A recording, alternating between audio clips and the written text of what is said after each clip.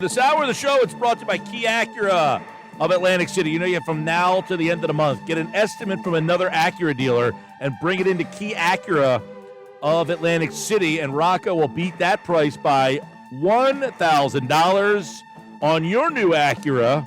Key Acura, Tilton Road, Egg Harbor Township, your small but friendly dealer. The 5 o'clock hour of the Sports Bash. Phillies tonight got Aaron Nola against Justin Verlander. As the series continues at Citizens Bank Park, Phils win 3-2 last night, and it was a big hit by one Bryce Harper. Frank Klose covers the Phillies for 97.3 ESPN.com. His Phillies Mailbag appears every Tuesday on 97.3 ESPN.com. But, Frank, let's start there.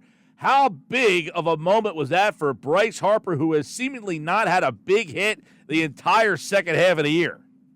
Yeah, I think Bryce Harper needed that. You know, as I said a few times on this show, he seemed to has let it got to his head. You know, he was changing his bat. He was taking batting gloves off.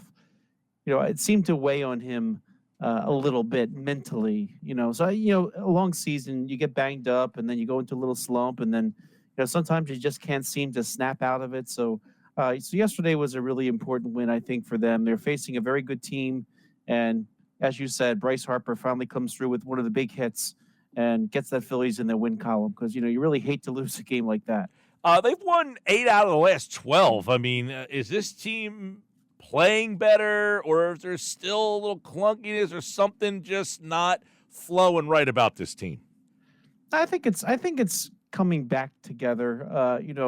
Still a few spots on the roster that certainly we'll talk about in a moment, such as the fifth starter in the rotation. And, the bullpen right now is in a little bit of flux with Jose Alvarado out for a little bit. So, but it seems like, they're getting a lot of things together. You're seeing some of the players that went ice cold starting to have big hits again. And I think they have to remember they're a good team. It was almost like the Phillies built up such a lead so early, it almost became boring. They didn't have the same drive for a while, and then so some of them slipped a little bit, and then it just seemed to just take off from there. So it's a good time of the year to start getting it back together again, because hey, in a few days it's September, and they need to play well down the stretch and into the playoffs, more importantly. Frank, I want to get your take on this as well. Marsh is in the lineup tonight. I mean, obviously, look, no one's in here, pounding the table for Rojas as an offensive player, but he makes that play in center. He's actually got a better batting average than both Marsh and Hayes, believe it or not. I don't know. The Hayes thing almost feels like an unnecessary move here. You can play Marsh in left and Rojas in center. When you look at it, what should they do with that triangle of guys? Well, I would do what you've seen them do of late, maybe bring him in for defense late in the game. Johan Rojas, he is hitting 300, I believe, since the All-Star break, like right on the nose. But, for him, it's been a matter of consistency. They still haven't really figured out how to use his speed in a way that they should. So, I think you're going to see him play some games late, for defense. I think you'll see a lot of Rojas coming into center and Marsh sliding over to left if you're looking to get the last few outs and preserve a lead.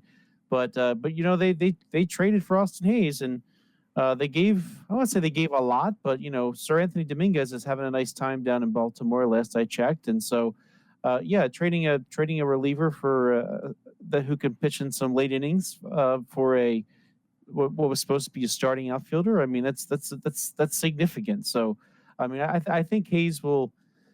When they traded for Hayes, he always batted better, as a platoon type player. But I coming off that injury, I can see him being a little tentative still. So I think you need to play him and see what happens. But you know what?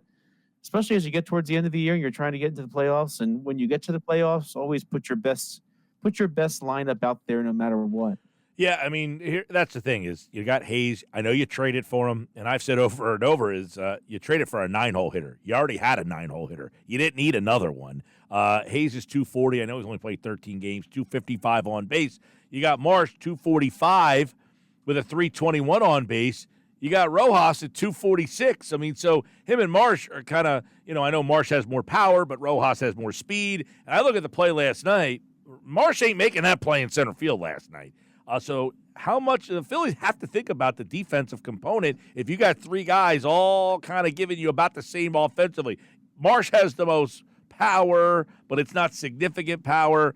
The speed of Rojas more dangerous than what Hayes brings you. I almost wonder if Hayes is the third offensive option of those three. I personally think if Rojas played more right now, he would be a little bit more exposed. I actually kind of like him playing him selectively. I think they'll get more out of him if they put him in the right spots. But yeah, for defense, I think that they need to make sure that on the bench, and it's a lot different than the old school National League style baseball where the pitcher hit, right? It seems like a Rojas would have many more opportunities, either pinch hitting or at least running the bases for somebody. But it's a little bit different now. But I think they need to be selective with how they use him, and I don't want to overexpose him at this point. If I'm Rob Thompson, I think you should try to pick your spots best you can, and then once you see the opportunity, the Phillies have a lead. If they're up a few runs heading into the 8th or 9th, that's when I would make sure he goes into the game. All right, let's get into some of the mailbag questions. Greg wants to know, why don't the Phillies just DFA Taijuan Walker? Complete busteroni as a free agent. Every time he pitches, the team loses. Why do they keep trotting him out there every 4 days, every fifth day? Now he's getting trotted out tomorrow instead of his normal day. They're moving him up against the he'll pitch against the Astros instead of the Braves. That was something Rob Thompson said last night. He's earned it. Has he? Well, he might have earned it with his entire body of career work, I suppose. But, think back 40 years, Mike Gill. There was a time when Coca-Cola spent a ton of money developing Coke 2. and then they had $30 million worth of inventory when they finally said, all right, that's enough. We're over this Coke 2 business, and we're going to bring back Coca-Cola Classic and make everybody happy. Was it Coke 2 or was it New Coke? Was it New? Was it Coke 2 or was it New Coke? Well, they called it New Coke, and then it became called Coke 2. Yeah. So, but anyway, my point is, like in the business world, they call that a sunk cost. Sometimes you put out the money, and it's clear it's not working anymore, and then you have to move on from it. But I think right now, Phillies are in a tough spot with him in that his velocity is down, and really they spent the season wondering how he could get his splitter back. I mean, that was the pitch that had him playing very well. Remember the beginning of last season, it feels like forever ago, when the Phillies were struggling out of the gate from Zach Wheeler and Aaron Nola. He was what carried the Phillies, and but he's lost something there. And if he doesn't have that velocity, you basically have to learn how to pitch all over again. So he had the time away. They wanted his finger to heal, make sure he got that split back, and it's been tough. He has not shown much in his 3 starts since he returned, and all in all, they've lost his last 8 starts, which is a lot, dating back to before his injured list stint. So, if I'm the Phillies, what I think I see them doing on Wednesday, I think they're planning almost like for it to be a bullpen game. I think he's got a short hook as a starter, and I wouldn't be shocked if they moved him to the bullpen before that they would actually just get rid of him altogether. I mean, they did pay a lot of money to bring him into town. 4 years, $18 million per. They owe him $36 million after this season, including the remainder of the $18 million for this year. I think for someone like him, before they would just cut ties altogether, I think a bullpen stint might be in order to see if he can help them there. Sometimes when you go to the bullpen and you only have to pitch an inning, you get some of that velocity back. Maybe that's a gateway to do it. And then you can bring him back into spring training and then see if he's got anything in the spring. I mean, it's a big decision to cut that much money. And, given his injury, given what he's battled this year, if you gave up on him now and he went to spring training for someone else and figured it out, then you might feel a little bad. But I think the time could be coming soon. I don't think it's during this season. I think a bullpen stint right now could happen. But, it's a really tough situation to be in. I think for a while they were content letting him be the 5th starter, knowing that they had 4 really good other starters. And certainly then you had a couple injuries. When Ranger Suarez goes down, then he's extra exposed. And, Tyler Phillips pitched very admirably as soon as he came up, and then he was a little overexposed. And So it really does have an effect going forward. So I think that you'll see them do what they did today. Now, I mean, a couple things could be at play while he's starting on Wednesday and sort of jumped up, but he's not the one facing the Braves. So I think the Phillies are trying to line up line up these matchups down the stretch, and if you can avoid using him too much in one way or the other, I mean that might be their way around it. But me personally, I would still want to see if he's got anything left at spring training, and if he doesn't, then maybe that's the time you move on. All right, Frank Klose, 97.3 ESPN.com, answering your Phillies questions. At 973ESPN.com is where the Phillies mailbag is. By the way, Bryson Stott, 2 for 4 last night. Neither ball got out of the infield, but 14 for 38, 368 over his last 11 games. The question I would have for you is, last year he hit in the 5-hole in the playoffs. He was kind of in that 5 spot. Where do the Phillies want him ultimately? Do they like this lineup, the one that we've been seeing the last couple of nights with Castellanos 5, Stott 6, Realmuto 7? Is this the lineup that you think is the playoff lineup? I think they would very much prefer to have a lefty batting fifth, and the reason why is your two big lefties in the lineup are Schwarber, who leads off, and then you have Harper batting third. So then when you get beyond that, you have Bohm, and then it's kind of a hole there, right? If neither Marsh nor Stott are giving you a whole lot, then you have to go righty. I think if they had their druthers, they would have Stott there ahead of Castellanos to break it up back and forth. I mean, we're in the era where if a relief pitcher comes in, they have to face 3 batters. So, bringing in a lefty reliever to get a couple guys in a row out, I think they would prefer to, make sure everybody's broken up, because you got 3. They have to face 3 batters no matter what. So, it would be really huge for this team if Stott sort of has figured it out and is back to his old ways. As we've been saying, he's somebody that just makes a lot of contact, and you kind of thought that he wouldn't be away from that for long. And so, you see when you're getting your swing back, you start to make contact. Yeah, maybe there's a couple infield hits here and there, but it's just a sign that his swing is getting back on track. He's making contact, and if he has a really good September, I think they'd love to have him in that 5th spot. All right, let's get to another question in the mailbag. Buddy Kennedy, who, by the way, 315, 400 on base at AAA, has been really good for them. Does he have a role when Weston Wilson comes back? Obviously, a lot of people asking about Walker. Is he going to stick around? But I don't know. Is there a spot for Buddy Kennedy moving forward? Yeah, right now I don't see that really working on the long term. I mean, he's really good to jump in for Weston Wilson's spot for the short term. But it was interesting the way that the Phillies announced the transactions. They sort of paired the Max Lazar transaction with the Wilson one. I've been studying the MLB rule book. I'm not sure if it's that clear, but when you send somebody down to the minor leagues, they can't come back for 15 days. It says unless there is an injury. Now, Jose Alvarado on the restricted list, I haven't been able to figure out if that counts. So I think what the Phillies did is they tied it to the paternity leave so that he could come right back. And then it buys them some time with Max Lazar. And then if they need to use a lot of pitchers on Wednesday, at least they have a fresh arm and Max Lazar, then they can bring up somebody the next time. But I think what you're finding now is the Phillies are in a little bit of a crunch here for all the players that they optioned to the minors. Both Tylers. And then certainly they've just optioned Max Lazar. You can't bring them up right away. So I think they're kind of balancing the roster. You're going to need to see an influx of arms. And I think especially if Taijuan Walker doesn't go deep on Wednesday, you might have to empty the bullpen and then bring some more arms up. So I think with Wilson coming back, there's no clear other position player spot to keep Kennedy around. We'll see what happens. Honestly, though, when you get to September, I think one of the things that is kind of a wild card now is Rafael Marchand has been battling an injury.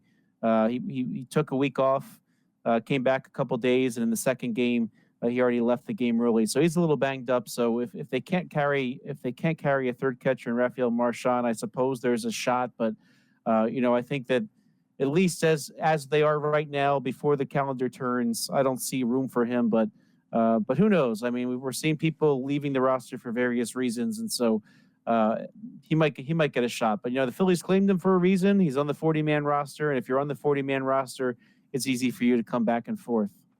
All right, Frank, what do we know about the Jose Alvarado stuff? The restricted list, what does that mean? I know Thompson said he does expect him back, but Alvarado put out a tweet today that, wasn't very clear about stuff. But what do we make of this whole Alvarado situation?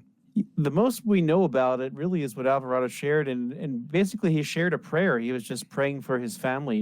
He comes from Venezuela. We saw the trouble he had getting his family into the country to even watch him play, and so I think that again, it's kind of tough to really speculate what exactly went wrong. You worry. A lot of athletes in Venezuela have had problems. Even former Phillies catcher Wilson Ramos, if you remember him, he was actually kidnapped himself once, and so it's a really tense climate in Venezuela right now. I'm certainly hoping for the best. I hope his family's okay. It's one of those things where you don't necessarily want to prod, into somebody's life like that. But today we did get the update that they do expect him back at some point this season. So hopefully it's just a small setback for him, but. It certainly seems like whatever it is, the Phillies are being very supportive and letting him go do what he needs to do for his family. Yeah, and obviously, he was struggling, but he's a big key. I mean, they got to get him back, and they got to get him back to the guy that's been a big part. But their bullpen the last couple nights, the Kerkering, Strom, Hoffman, Estevez, they seem to have found their form, at least for now. And those are 4 good arms that you have in the bullpen. So, I mean, you hate to lose Alvarado. I mean, who knows? Maybe his recent struggles were related to something that's going on in his life. I mean, we don't know. I'm sure Alvarado will return and tell his story. But the Phillies bullpen, though, they have a couple spots there that are I won't say suspect, but they're not the top shelf. But they've even got some good contributions out of the likes of Jose Ruiz lately.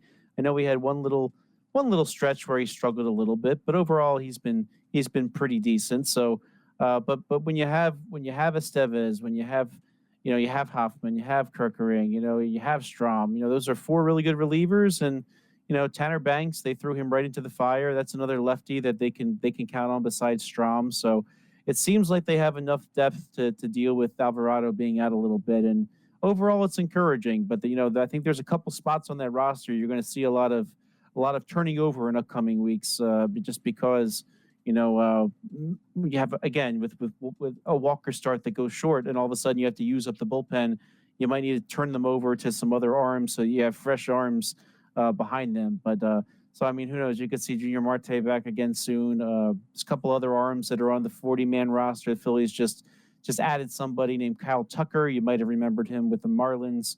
I think he pitched for another team as well. And Freddie Tarnock, who's pitched for a couple major league teams as well. They're all at AAA, and they could help the Phillies potentially coming up. All right, last one in the mailbag this week. Let's go to Dave. Would you take a shot on Drew Smyly? Little reunion. Phillies fans, Philadelphia fans love a reunion. Well, here's the thing about Smyly. He's been put on waivers, and the Cubs, it appears, are simply trying to get somebody to claim him and his salary. And if you look at his contract, he's probably got a little bit over $1.5 million due for the rest of this season. And then there's a $2.5 million buyout for next season. So if you're grabbing Drew Smyly, you're paying him $4 million for now till the playoffs. And that's quite the investment. I'm not sure that somebody is going to claim him. The Cubs might just be trying to see if somebody will take on all that money, because apparently the Cubs are right up against the luxury tax and they want to perhaps avoid it. So they're trying to get rid of money wherever they possibly can. So, but it's very, very possible that nobody claims Smyly and he just stays on the Cubs roster. So I'm not sure that they would necessarily release him, but they would have to actually outright release him to have that happen. So you're seeing this now a lot without that August trade ability. You could trade for somebody using the waiver system. Now we're seeing a lot of teams put players on waivers, hoping that somebody will just claim them and take their money off their books. So could be a way to add a player, but the Phillies have spent a lot of money this year. So I'm not sure if they would spend an extra $4 million plus all the penalties that would come with that just to have Drew Smiley for a few weeks. All right, Frank Klose, 97.3 ESPN.com, and we'll see what happens. Yesterday we were talking to Bob Wankel, and he talked about Taijuan Walker. I guess he would be one guy moving forward here. We'll see what his future is with the team. But they did announce that he will start on Wednesday, tomorrow, instead of Thursday. They're going to move Sanchez back a day so that Walker will pitch tomorrow, and then Sanchez. If Walker doesn't pitch well tomorrow, would you think that could be his last start here? Start?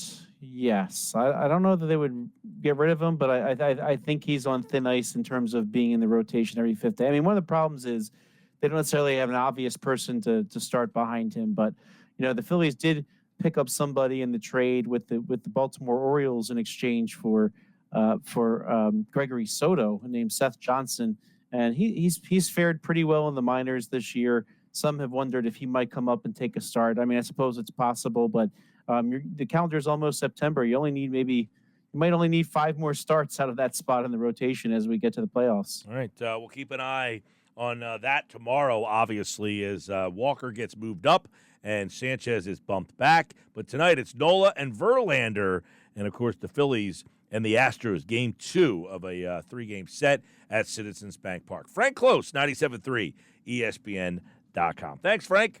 Thank you, Mike.